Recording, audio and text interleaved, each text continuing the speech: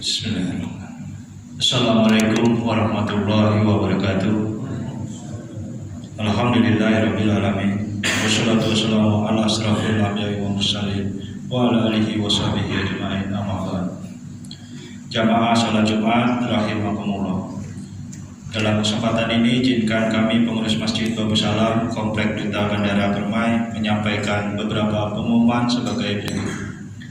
Salat Jumat pada hari ini tanggal 1 Agustus 2025 atau bertepatan dengan 6 Safar 1447 Hijriah. Salat Jumat akan dilaksanakan pada jam 11.51 waktu Indonesia bagian Barat. Salat Jumat ke-334 di Masjid Babus Salam. Adapun petugas salat Jumat adalah muadzin Bapak Nur Rohim, Ma'asyiral Bapak Sutowo Haji, khotib dan imam Bapak Ustadz Profesor Haji Wajidi Sayyadi. Kas Masjid Babus Salam sampai dengan Jumat tanggal 1 Agustus 2025 saldo kas Jumat lalu sebesar Rp9.259.700. Infak Jumat tanggal 25 Agustus 2025 penerimaan sebesar Rp1.518.000. Penerimaan sedekah dari tanggal 25 Juli sampai dengan 1 Agustus 2025 sebesar Rp466.200. Pengeluaran sebesar Rp975.000. Total saldo kas per tanggal 1 Agustus 2025 sebesar Rp10.268.900. Kas Badan Amal Keamatian Babus Salam sampai dengan Jumat tanggal 1 Agustus 2025 saldo BAK Jumat lalu tanggal 25 Juli 2025 sebesar Rp60.717.000. Penerimaan dan pengeluaran nol. Total saldo kas BAK per tanggal 1 Agustus 2025 sebesar Rp60.717.000. Informasi keuangan masjid lebih terperinci dapat dilihat pada papan pengumuman Masjid Babus Salam, baik laporan bulanan dan setiap periode Jumat. Ingatlah hadis tentang keutamaan berada di saf pertama saat sholat Jumat, bersegeralah untuk menempatinya. Bagi yang membawa HP agar sementara disilentkan, dan para jamaah sholat Jumat dimohon tidak berbicara ketika khotib sedang menyampaikan khutbah. Tenang dan diamlah agar mendapatkan rahmat dari Allah Subhanahu wa Ta'ala. Sebelum kami menutup pengumuman ini, marilah kita bersama bacakan surah Al-Fatihah untuk saudara-saudari kita yang sedang ditimpa musibah atau sakit. Semoga diangkat penyakitnya, dan kepada seluruh jamaah serta donatur pembangunan Masjid Babus Salam, semoga diberi kesehatan dan rezeki yang barokah. Al-Fatihah.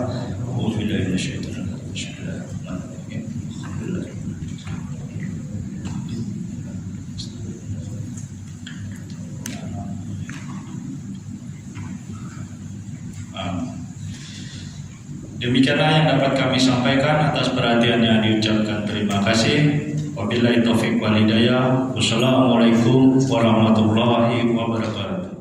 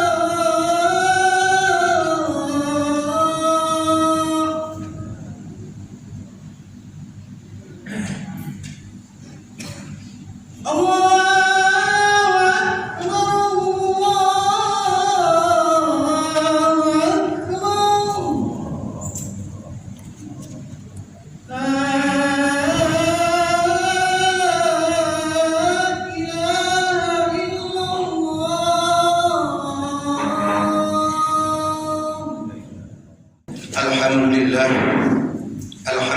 nahmaduhu wa nasta'inuhu wa nastaghfiruhu wa na'udzu billahi min shururi anfusina wa min sayyiati a'malina. May yahdihillahu fala mudilla lahu wa may yudlil fala hadiya lahu. Asyhadu an la ilaha illallah wahdahu la syarika lahu wa asyhadu anna Muhammadan abduhu wa rasuluh. Allahumma shalli ala Muhammad wa ala alihi wa sahbihi wa man tabi'ahum bi ihsan ila yaumiddin. Qala Allah ta'ala a'udzu billahi minasy syaithanir rajim. Bismillahirrahmanirrahim.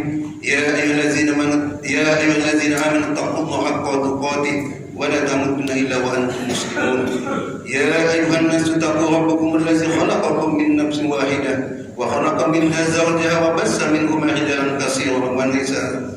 Wattaqullaha allazi tasaaluna bihi wal arham innahu kana alimun qadir. Ma'asyiral Jumat rahimahullah.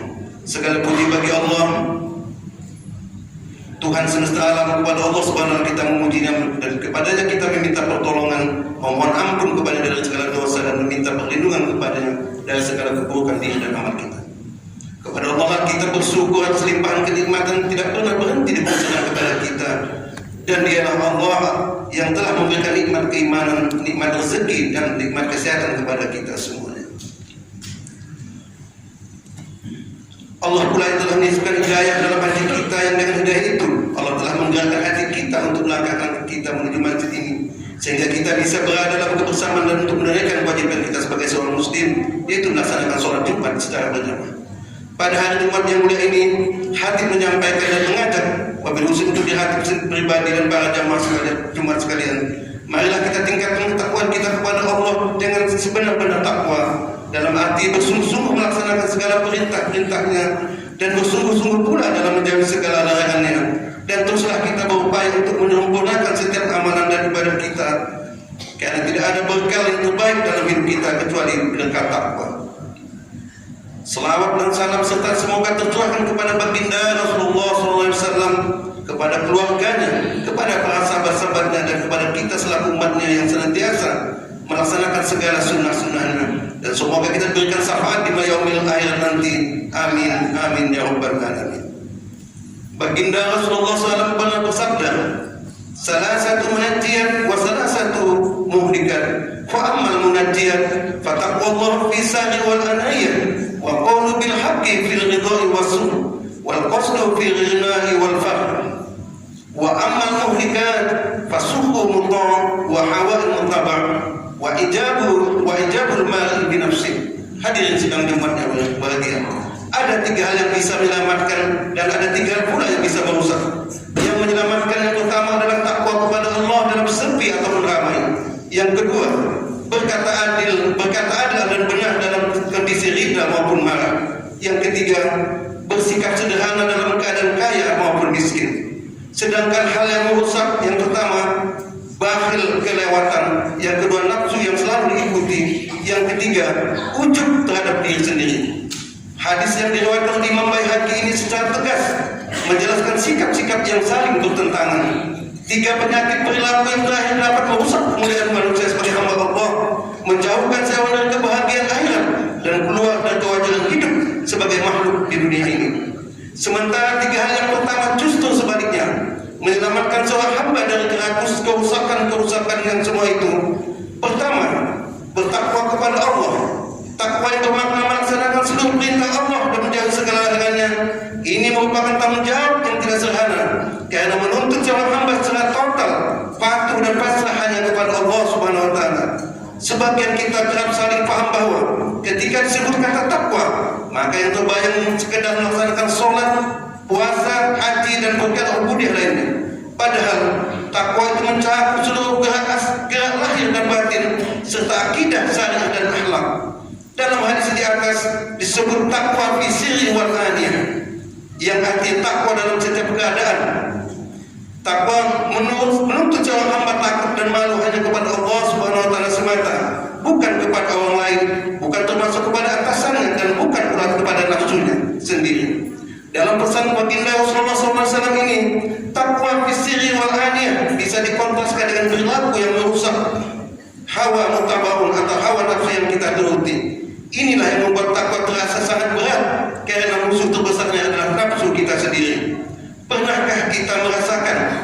kita terlihat begitu baik dan soleh saat kita bersama orang lain, dan begitu bina dan durhaka saat kita sendirian. Disinilah letak ujian takwa.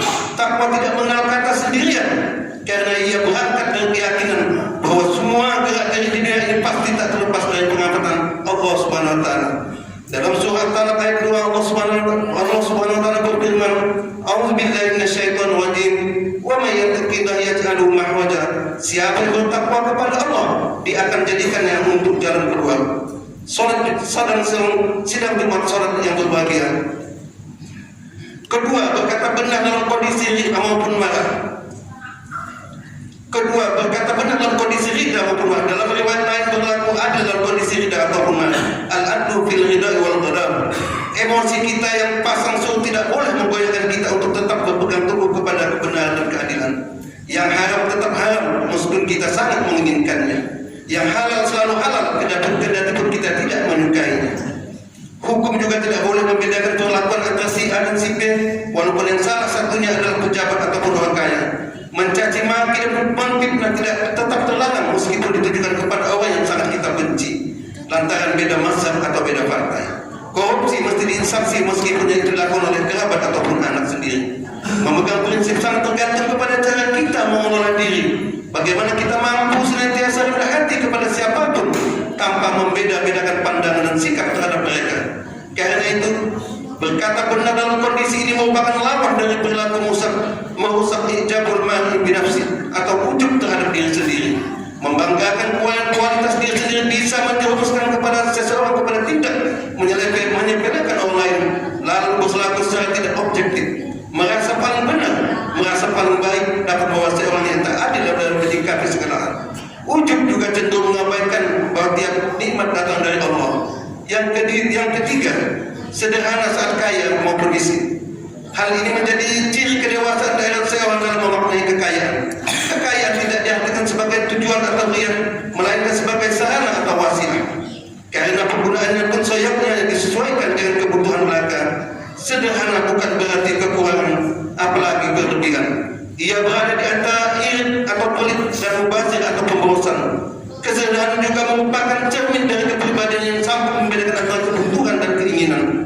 Apa yang diinginkan seorang tidak selalu identik dengan keperluannya, karena kebutuhan senantiasa mempunyai porsi, sementara keinginan luas tidak terbatas. Anjuran hidup sederhana dalam kondisi apapun sangat relevan bila dikaitkan dengan hakikat harta yang sejatinya merupakan karunia Allah Subhanahu wa taala. Di dalamnya ada hak untuk dirinya juga hak untuk orang lain. Bagi orang miskin, kesederhanaan adalah strategi untuk tetap bersyukur dan wajar dalam berekonomi. Bagi orang kaya, kesederhanaan adalah pertanda ia tak tenggelam dalam gemerlap duniawi, sekaligus momentum berbagi harta lebih yang ia miliki. Jangan sampai kita menjadi sangat kikir, su'nun muqtah yang menjadi salah satu perusak dalam hadis di atas. Bakhil pun tidak mesti hanya dilakukan oleh orang yang berharta atau melimpah, karena bakhil selain berkaitan dengan harta juga dengan perbuatan seseorang. Baginda Rasulullah SAW bersabda yang artinya, jauhilah perbuatan sangat kikir, karena ia merusak orang-orang sebelum kamu. Hadis riwayat Abu Dawud. Ketiga hal di atas berhubungan saling terkait antara satu dengan lainnya, meski terklasifikasi masing-masing tiga sikap.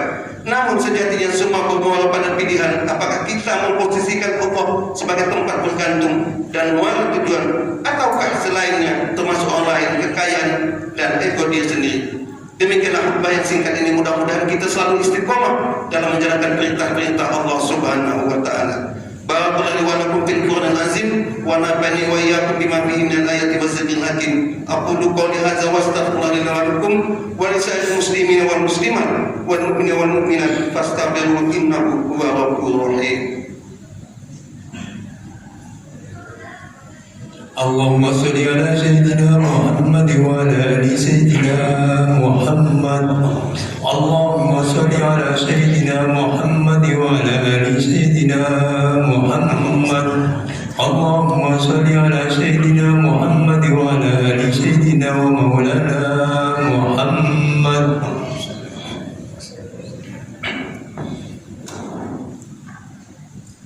Alhamdulillah rabbil alamin wal aqibatu lil muttaqin wal 'udwana illa 'alal zalimin وأشهد أن لا إله إلا الله وحده لا شريك له ولي الصالحون وأشهد أن محمدا نبي ومحمد عبده ورسوله إمام الأنبياء والمرسلين وأفضل خلق الله أجمعين صلوات الله وسلامه عليه وعلى آله وصحبه والتابعين له بإحسان إلى يوم الدين أما بعد فيا عباد الله فاتقوا الله تعالى حق تقواه في السر والإعلان هذا والصلاة والسلام على إمام المرسلين وقائد المهددين فقد أمر الله تعالى بالصلاة والسلام عليه كما كتابه حيث قال عز وجل قائلا للعليم إن الله وملائكته يصلون على النبي يا أيها الذين آمنوا صلوا عليه وسلموا تسليما اللهم صل وسلم على سيدنا محمد وعلى آل سيدنا محمد كما صليت وسلمت على سيدنا إبراهيم وعلى آل سيدنا إبراهيم وبارك على سيدنا محمد وعلى آل سيدنا محمد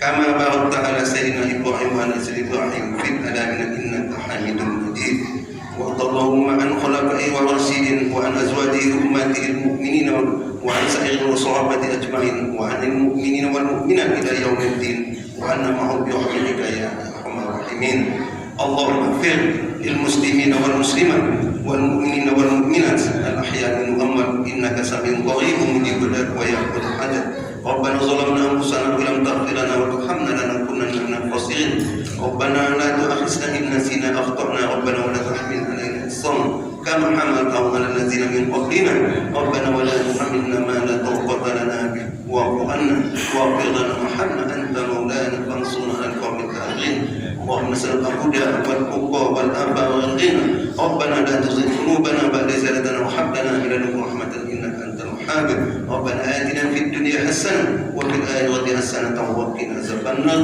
عباد الله إن الله يأمر بالعدل والإحسان وإيتاء ذي القربى وينهى عن الفحشاء والمنكر والبغي يعظكم لعلكم تذكرون فاذكروا الله العظيم يذكركم واسألوه على نعمه ويزدكم ولذكر الله أكبر أقيموا الصلاة